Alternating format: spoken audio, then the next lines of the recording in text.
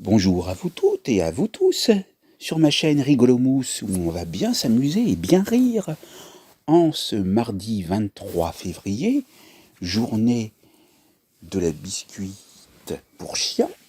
Allez, on va féminiser ça. C'est journée du biscuit pour chiens, bien sûr. Et nous sommes le quantième 54, donc 54e jour du mois, ou plutôt de l'année, parce que si un mois fait 54 jours, ça paraît absurde. Et nous sommes à la 8e semaine, en cette Saint-Lazare. Et qui est Lazare? Eh bien, je vais vous le dire, c'est Lazare de Béthanie, qui est un personnage de l'entourage de Jésus, qui apparaît dans le Nouveau Testament, et il est ainsi devenu protagoniste de légendes orientales et occidentales du début de l'ère chrétienne. Et Lazare signifie Dieu a aidé.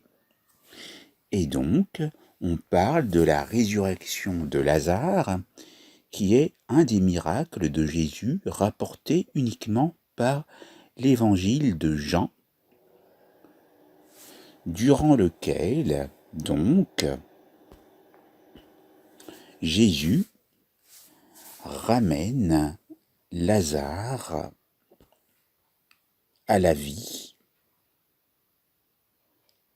C'est le dernier des miracles que Jésus accomplit avant la passion et sa propre résurrection. Vous irez lire l'histoire et c'est parti pour la bonne rigolade. Donc, accrochez-vous, ça va partir et je suis sûr qu'on va bien s'amuser. Alors voilà, on va faire les blagues sur les marques de voitures. Les jeux de mots plutôt. On va commencer par ordre alphabétique avec Alfa Romeo. Et donc, Roméo, il roule en alpha. Il est toujours en mode alpha et il écoute les ondes alpha. C'est un vrai alpha, c'est-à-dire un gagnant, un leader. Et il y a ensuite ceux qui roulent en Audi et ils peuvent faire un audit en Audi. Et donc, honneur aux auditrices et aux auditeurs. Vous avez aussi, donc,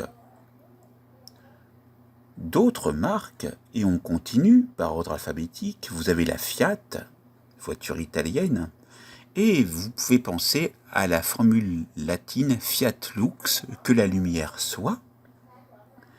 Vous avez la marque Infiniti, pour ceux et celles qui sont tournés vers l'infini. Vous avez la Jaguar, pour ceux qui sont plutôt félins ou félines.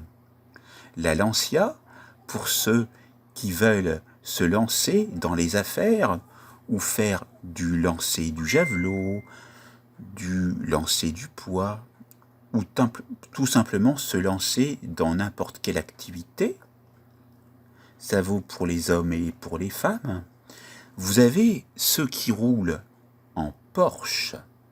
Alors eux, c'est un peu du luxe parce que ils veulent franchir de beaux Porsche et ils en rient parce que c'est l'effet porcherie.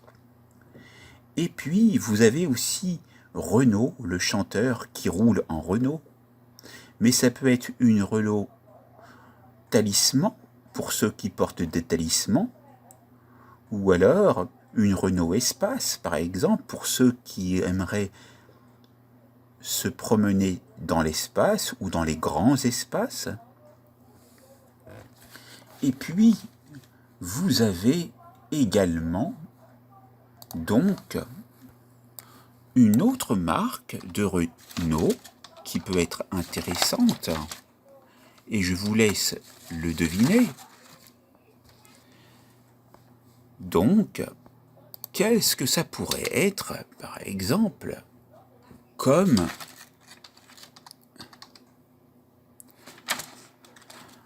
marque Eh bien, on peut parler de Renault Clio, et Clio fait référence à la mythologie grecque, parce que en grec ancien, Clio signifie célébrer, chanter.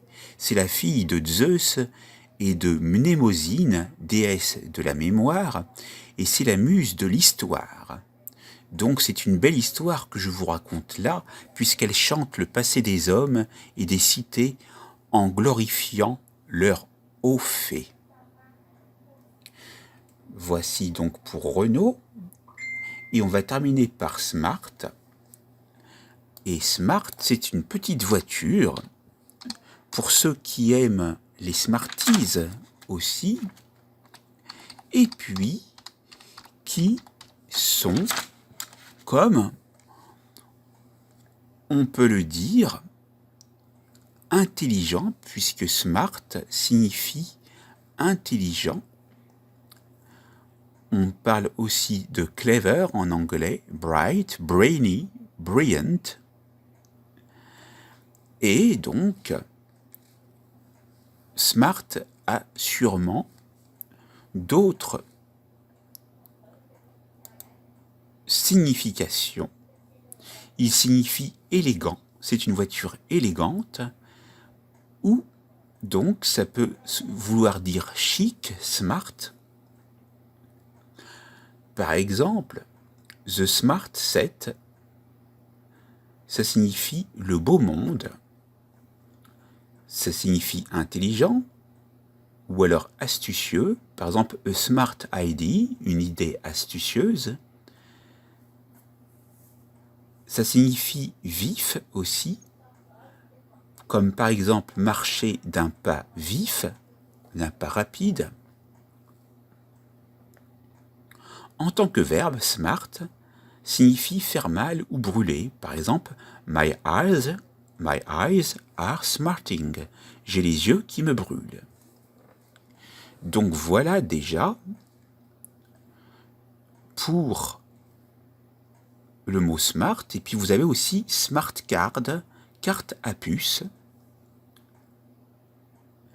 Et puis vous avez l'expression street mart qui signifie débrouillard, aguerri aux mœurs de la rue. Et donc, voilà déjà pour les sens de smart.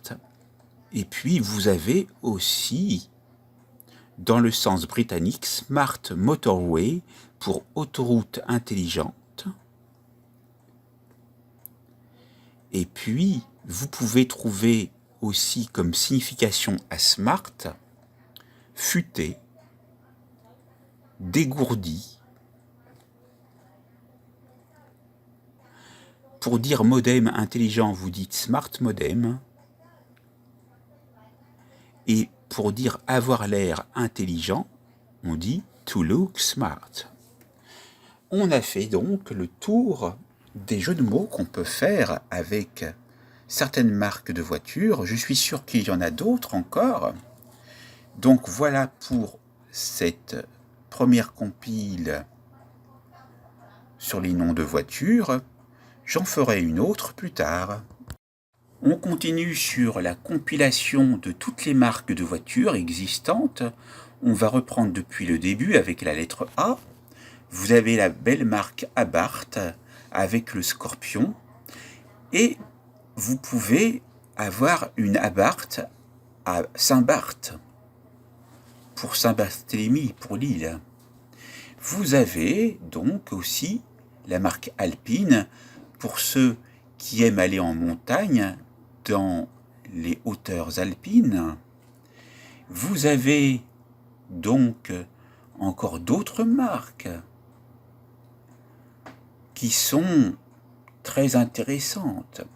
Vous pouvez avoir la Corvette pour ceux qui sont ou qui ont été capitaines de corvette, c'est-à-dire commandants sur un bateau ou un paquebot ou un grand corps de navire. Vous avez plein de mots comme ça, avec des belles marques. Passons la lettre E. Vous avez Excalibur, pour ceux qui voudraient soulever l'épée Excalibur. Vous avez Ferrari, pour ceux qui auraient pour nom de famille Ferrari,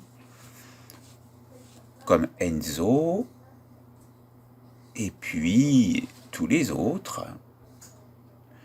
Vous avez bien sûr encore plein de mots pour les jeux de mots avec les marques. Vous avez la marque méga. Si vous êtes quelqu'un qui a un tempérament méga, et après il y a les gigas et les téras, pour parler des octets. Vous avez l'effet Mercury, si vous voulez aller au cinéma Mercury avec Freddie Mercury. Vous avez la marque Mia, comme Mia Farrow. Vous avez la marque Mini, si vous avez l'esprit minimaliste.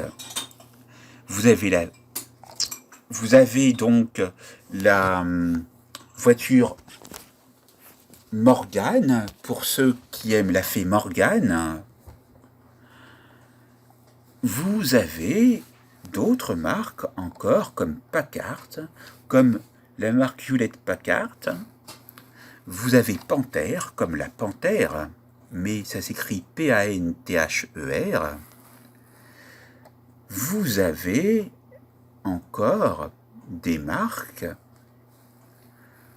comme, par exemple,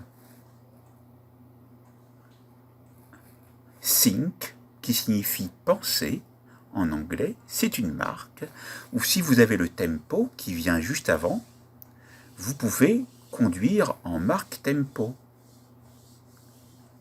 Et si vous voulez terminer sur une note triomphale, vous roulerez en triomphe, T-R-I-U-M-P-H.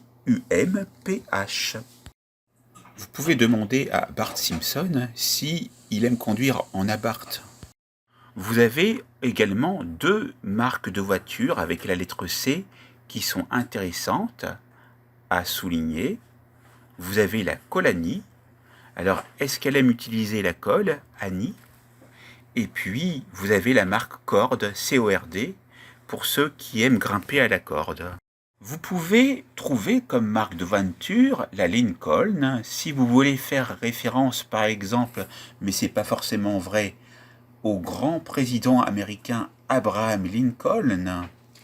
Et puis, vous pouvez également trouver une marque qui se nomme LaSalle, L-A-S-A-2-L-E, tout attaché. Et par exemple, vous pouvez en parler quand vous êtes dans la salle à manger ou dans la salle de bain, par exemple. Alors, rien ne vous en empêche. Donc, voilà pour d'autres marques de voitures. Alors, on continue avec les jeux de mots de voitures, mais je vais en sortir un seul. Et on va donc faire l'étendue de ce jeu de mots de voiture. C'est le mot proton. Donc, proton, qui a d'ailleurs un très beau logo de couleur bleue avec du doré et du vert. Donc, ça vient d'un constructeur automobile malaisien originaire de Selangor, non loin de Kuala Lumpur, en Malaisie. C'est une société créée en 1983, propriétaire de Lotus depuis 1996. Donc si vous aimez les racines de Lotus, qui sont très bonnes pour la santé, aussi on peut faire le jeu de mots Lotus, qui est donc également une marque de voiture. Et donc ici la corrélation est très bonne, et elle a été la propriété de Khazanah Nasional, une holding d'investissement du gouvernement malaisien. Et donc, le fondateur de Proton est Mahathir Ibn Mohamad. Et donc, pour cette marque Proton, on peut dire que, par exemple, la Proton Saga, donc on va en faire une saga, C'est la première voiture fabriquée par le constructeur malaisien Proton, donc depuis 1985, et elle est le produit d'un partenariat entre la Fédération de Malaisie et le constructeur japonais Mitsubishi. Mais à quoi vous fait penser le mot proton encore? Eh bien, vous avez donc différentes possibilités avec le mot proton. Par exemple, si on tape le mot proton, on va trouver beaucoup de significations au mot proton, notamment le proton qu'on utilise en sciences, qui est la particule subatomique portant une charge électrique élémentaire positive. Les protons sont présents dans les noyaux atomiques, généralement liés à des neutrons par l'interaction forte. Et le nombre de protons d'un noyau est représenté par son numéro atomique Z. Donc, comme ça, vous vous faites une image mentale et vous mettez un Z en haut du mot proton, et comme ça, vous avez le numéro atomique que vous mémoriserez. Vous avez également Proton, qui est le nom de la fusée Proton, initialement UR-500, qui est un lanceur lourd russe capable de placer une charge utile de 22 tonnes en orbite basse, et aussi plus de 4 tonnes en orbite géostationnaire, développée au début des années 1960. Le premier tir réussi a eu lieu en 1965. Le constructeur est Khrouchtchev, voilà pour Proton. Et ce n'est pas terminé, car si on va sur Proton, encore, on peut trouver donc d'autres significations au mot proton. On peut trouver aussi la chaîne proton-proton, qui est une des séries de réactions principales à l'origine donc des étoiles. Donc 2 fois le mot proton qui est donc indiqué. Et puis vous avez donc d'autres choses concernant le proton, avec les étoiles à protons. Donc, ça, si vous voulez aller dans les étoiles, donc voilà une belle référence au proton, notamment avec les voitures, et nous avons vu le Lotus également, et toutes les déclinaisons de protons. Et c'était pour compléter déjà ce qu'on peut faire avec les voitures, et il y aura bien sûr encore d'autres jeux de mots sur les voitures.